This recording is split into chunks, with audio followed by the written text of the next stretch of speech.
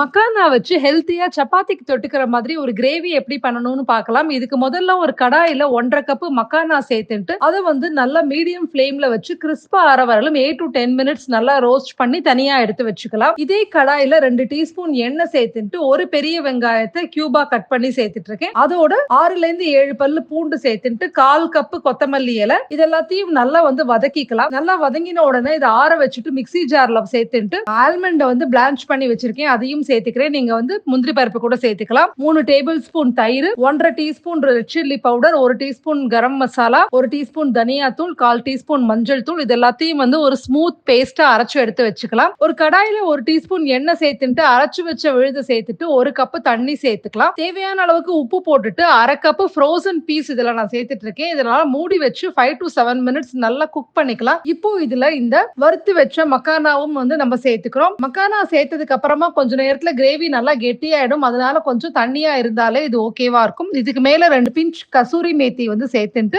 நல்லா மிக்ஸ் பண்ணிக்கலாம். இப்ப அடுப்பை ஆஃப் பண்ணிட்டோம்னா சூப்பரான மக்கானா கிரேவி ரெடி. இந்த ரெசிபியோட டீடைல்டு டெக்ஸ்ட் அண்ட் நிறைய டிப்ஸும் எல்லாமே கீழே கொடுத்திருக்கேன். Thank you so much for watching this video.